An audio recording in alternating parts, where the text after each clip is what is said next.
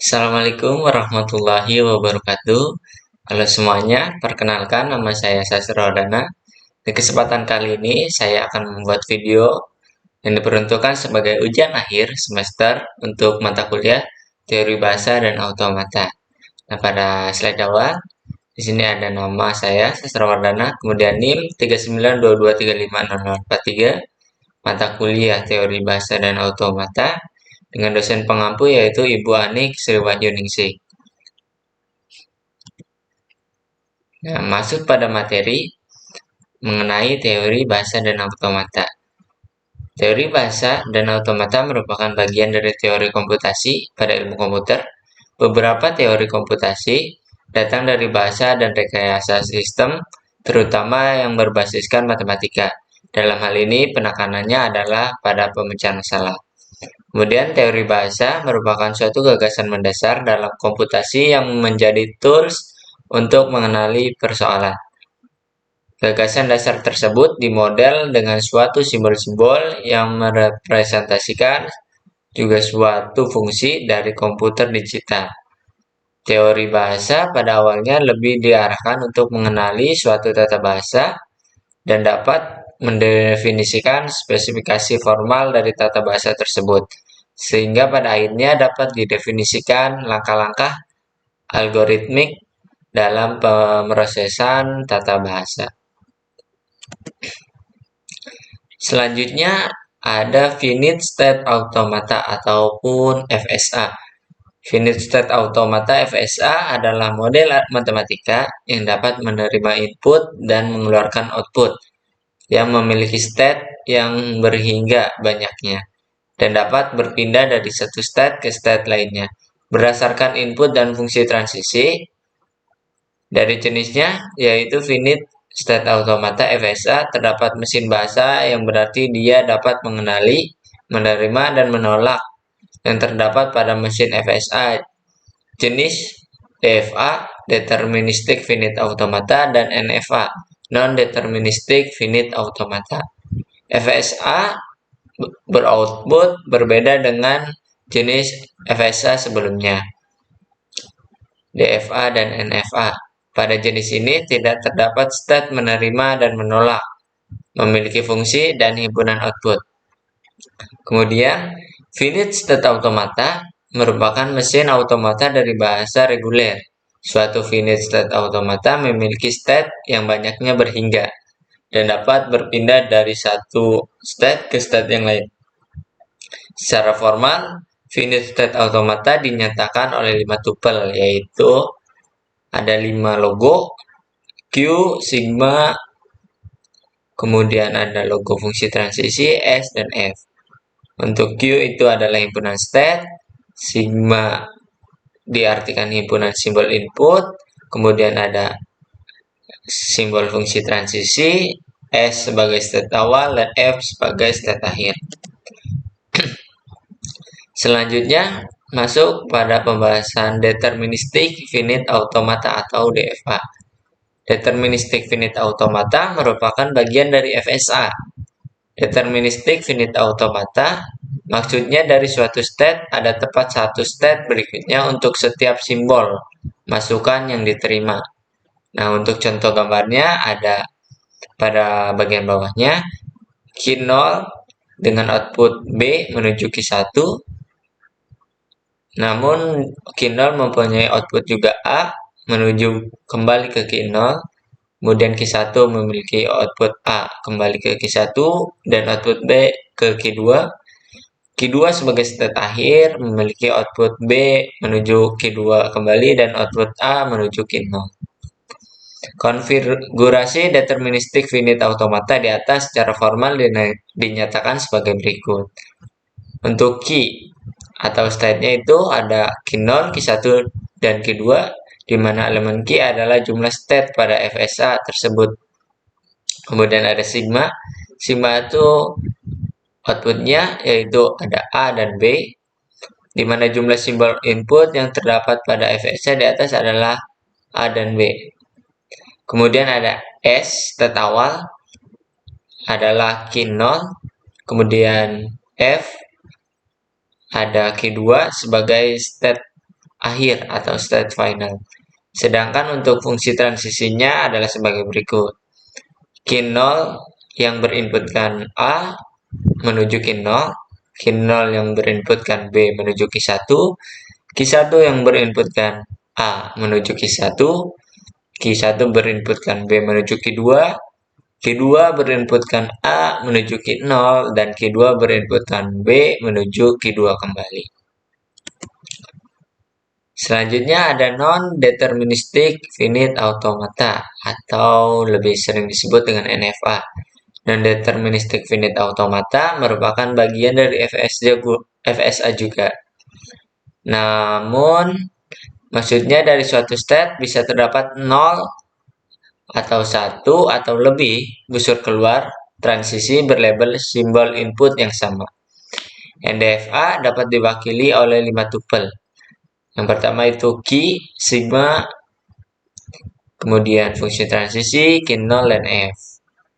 Nah, untuk penjelasannya ada di bawahnya. Key adalah himpunan keadaan yang terbatas, sigma adalah sekumpulan simbol terbatas yang disebut alfabet, kemudian ada fungsi transisi,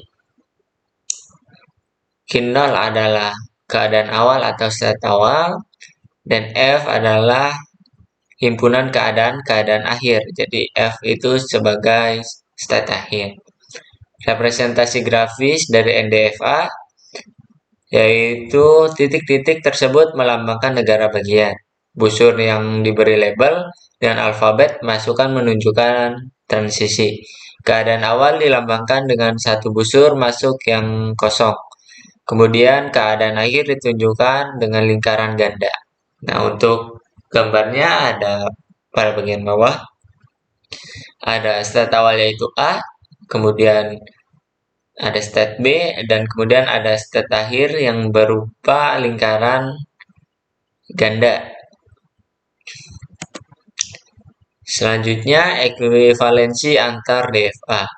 Dalam suatu deterministic finite automata DFA, suatu mesin dapat digambarkan berbeda tetapi tetap memiliki outputan yang sama. Contoh mesin DFA. Nah, pada gambarnya yang gambar pertama ada Q0 berinputkan A yang kembali ke Q0. Kemudian pada gambar di bawahnya ada Q0 dan Q1 untuk state-nya, di mana Q0 memiliki input A menuju Q1 dan Q1 memiliki input A menuju Q1. Berdasarkan gambar di atas dapat diambil kesimpulan bahwa walaupun kedua gambar DFA di atas berbeda, tetapi hasil output yang diterimanya tetap sama, yaitu hanya dapat menerima inputan yang mengandung A. Selanjutnya ada ekuivalensi non-deterministic finite state automata NFA ke deterministic finite state automata DFA.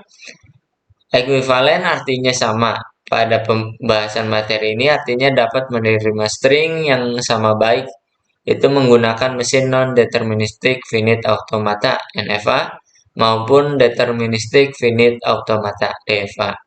Sebuah mesin non-deterministic finite automata dapat dibuat menjadi mesin DFA yang dapat menerima string yang sama. Ada beberapa tahap yang dapat ditempuh untuk melakukan ekuivalensi NFA ke DFA. Yang pertama ada buat tabel transisi dari non-deterministic finite automata. Kemudian yang kedua telusuri state berikutnya dengan memanfaatkan tabel transisi ditambah dengan state kurung kurawal buka. Kemudian tentukan finish baru jika ada. Jangan melihat seluruh state yang mengandung finish awal. Nah, di sini saya sudah menyertakan contoh soal atau latihan soal mengenai ekuivalensi NFA ke DFA. Di sini ada satu soal, buatlah deterministic finite automata yang ekuivalen dengan non-deterministic finite automata berikut. Yang key-nya atau state-nya ada P, Q, dan R, kemudian output-nya ada 0 dan 1, kemudian S-nya atau state awalnya P, kemudian state akhirnya adalah Q.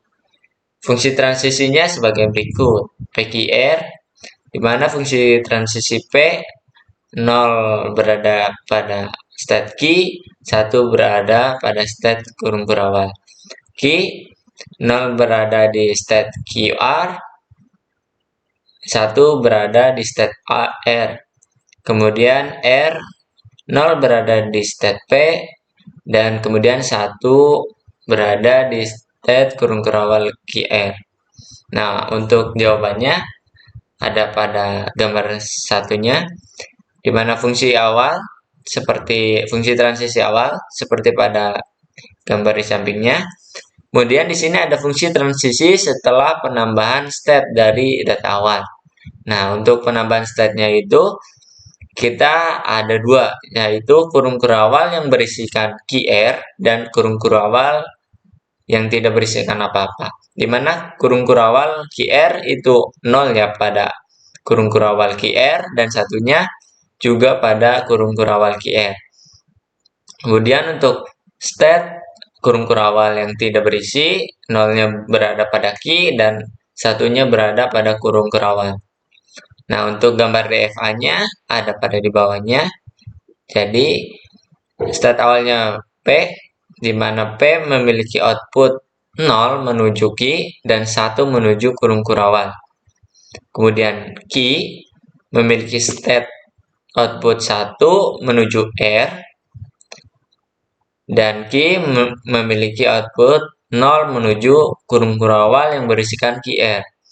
Kemudian R memiliki output 0 menuju P, state P, kemudian memiliki output 1 menuju kurung kurawal yang berisikan key R. Nah, untuk dua state baru yang ditambahkan, outputnya ada kurung kurawal yang tidak berisi apa-apa, yaitu memiliki 1 dan 0, 0 dan 1 menuju kurung kurawal, menuju state dia sendiri, kemudian memiliki output 0 menuju key. Kemudian untuk kurung kurawal yang berisikan key R itu memiliki output kembali 0 dan 1 menuju QR kembali. Nah, mungkin itu saja yang bisa saya sampaikan pada video kali ini. Kurang lebihnya mohon maaf. Billahi taufiq wal hidayah. Wassalamualaikum warahmatullahi wabarakatuh.